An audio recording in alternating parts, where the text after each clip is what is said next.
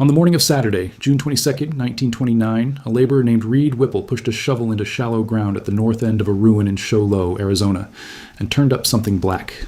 Charcoal. Close to the surface, which was bad news.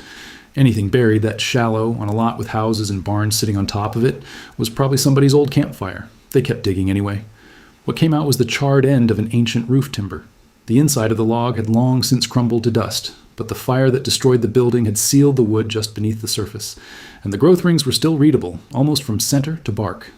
That evening, in a rented Show Low living room, lit by a single hissing gasoline lamp, an astronomer with a smudge of charcoal on his nose looked up from a small, square table and told 3 archaeologists exactly how old Pueblo Bonito was, and Mesa Verde, and Betatakin, and dozens of other ruins across 4 states. He had never excavated a single one of them. So how does a burned log do that? And once the dates arrived, what did they say about the people who cut the tree? The deeper you follow this one, the less settled it gets.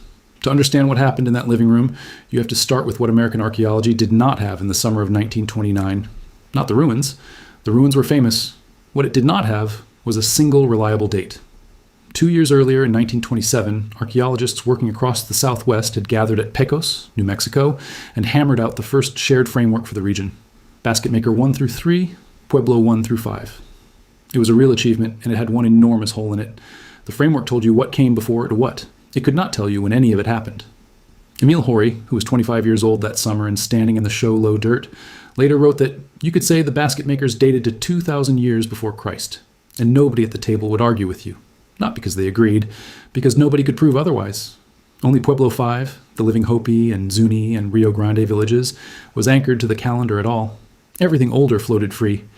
Into that gap walked an astronomer from the University of Arizona named Andrew Ellicott Douglas, who had gotten into trees entirely by accident. Douglas wanted sunspots. He was convinced that solar cycles drove weather on Earth, and weather records only went back a century or 2, which was nothing.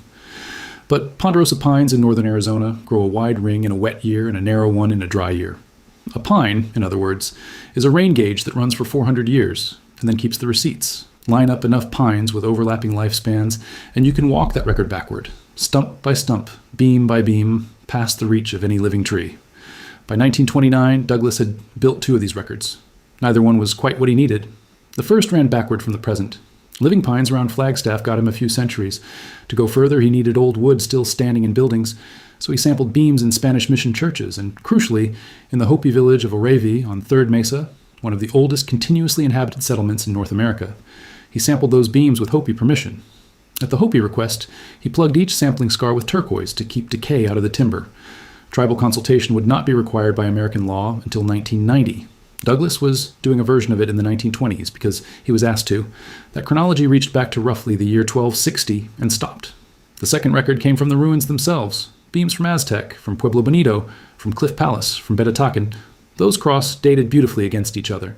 Douglas called it the relative dating series, and it was 585 years long, an unbroken run of wet years and dry years and drought signatures, every ring in perfect order. And it was floating. It had no anchor. Douglas could tell you that Pueblo Bonito was built 40 years before Aztec ruin. He could not tell you what century either one was standing in. 2 calendars, both internally flawless, neither one touching the other. That was the state of Southwestern archaeology, and it had been the state of it for 15 years. If you enjoy documentaries that work through forgotten history using original records, field notebooks, and the traditions of the people who were actually there, consider subscribing. Because the plan for closing that gap did not come from astronomy at all. It came from pottery. The Third Beam Expedition set out in 1929, funded by the National Geographic Society, with one job: find wood from the missing stretch. The logic they used to pick where to dig is my favorite thing about this entire story. Nobody could date the ruins, but everyone could see that pottery styles in northern Arizona had drifted over time from red wares, through orange wares, and finally to yellow. The oldest beams in the anchored chronology came from villages making yellow pottery.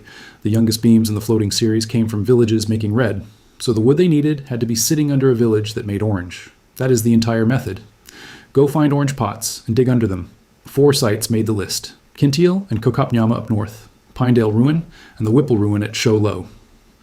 Lyndon Hargrave and Emil Haury ran the fieldwork. The 2 men set up at the local hotel, a converted 2-story red brick house directly across the street from the ruin, in a town where the telephone was unreliable and electric light had not arrived yet. The site itself was not promising. 3 houses, assorted barns and sheds, and an owner who had already turned over much of the ruin looking for pots.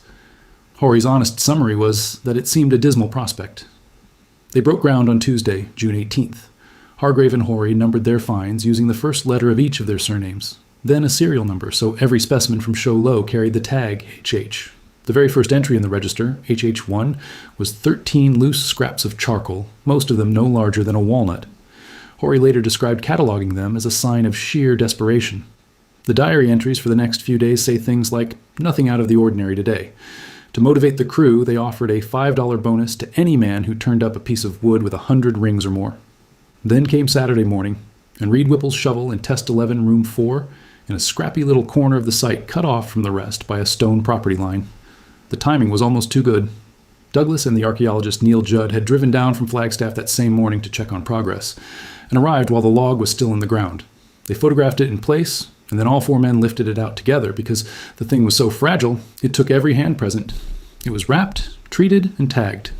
Specimen HH39. Douglas took it straight to a nearby shed that had been commandeered as a laboratory and started counting.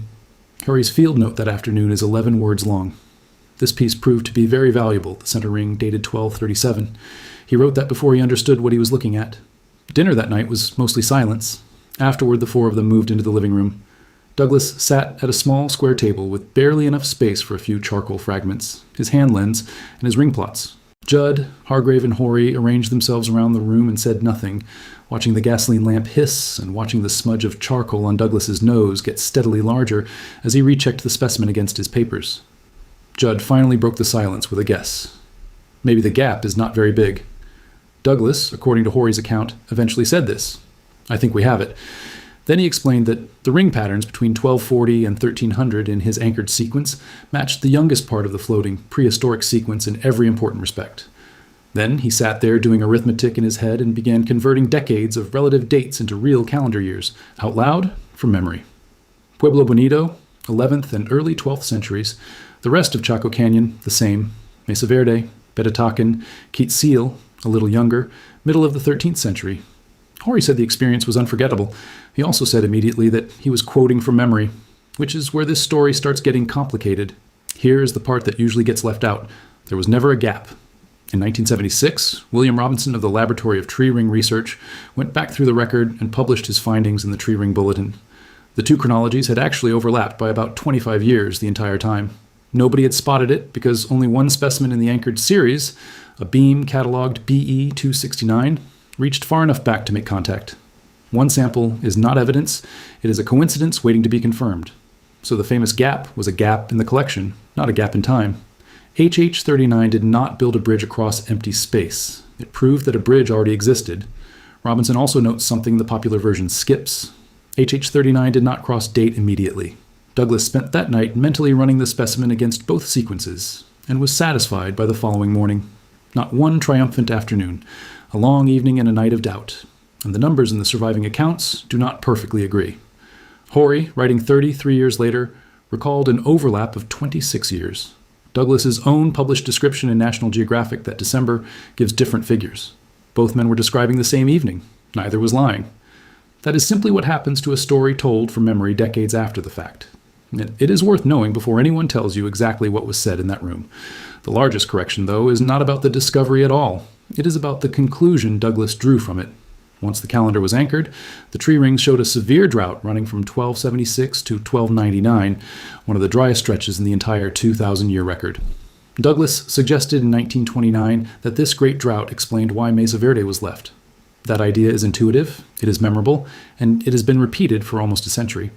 It is also, as archaeologists have pointed out since, uncomfortably close to climatic determinism.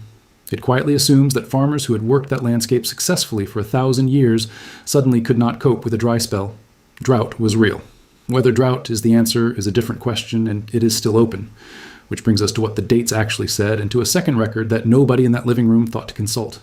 The immediate effect of HH39 was demolition. Stephen Nash, who wrote the definitive history of early tree ring dating, put it plainly.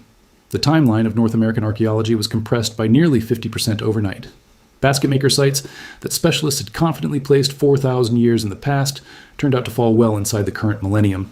Chaco Canyon and Mesa Verde, believed to represent almost 1,000 years of continuous occupation, had in many cases been built, lived in, and left inside a single century. And the resolution kept getting sharper. Jeffrey Dean's later work at Betatakin, in Segi Canyon in northern Arizona, produced a construction record that reads almost like a building permit file. 3 room clusters raised in 1267, a 4th the following year. Beams cut in standard sizes and stockpiled between 1269 and 1272. 10 more room blocks going up between 1275 and 1277. Sit with that stockpile for a second. Somebody in Segi Canyon in 1271 was cutting lumber to a standard size and stacking it for people who had not arrived yet. That is not panic. That is planning. Construction at Betatakin stopped in 1286. The village stood empty by about 1300. Now the other record. The Hopi call the ancient people Hisatsinom, the people of long ago, not a vanished civilization, ancestors.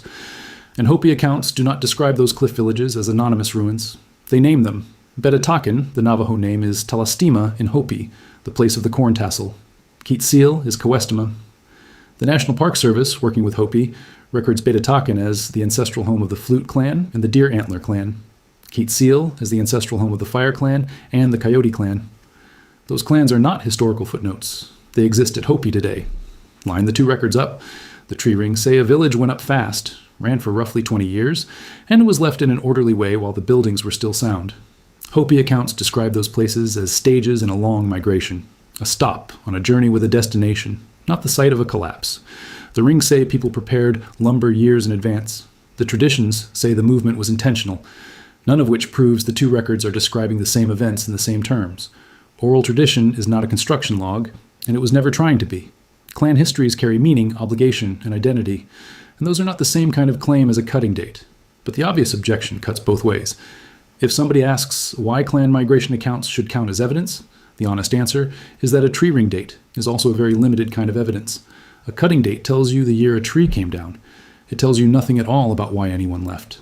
For the why, the only people who ever had a record are the descendants, and for most of the 20th century, almost nobody in archaeology asked them. Douglas, to his credit, was closer to that instinct than his field was. The anchored chronology that made HH39 meaningful was built partly out of beams in a living Hopi village, sampled with permission, with turquoise pressed into every scar. The chain of evidence that dated the ancestral Puebloan world ran directly through the homes of their descendants. It just took the rest of the discipline about 60 years to notice. So where does that leave us? Here is what is not in dispute.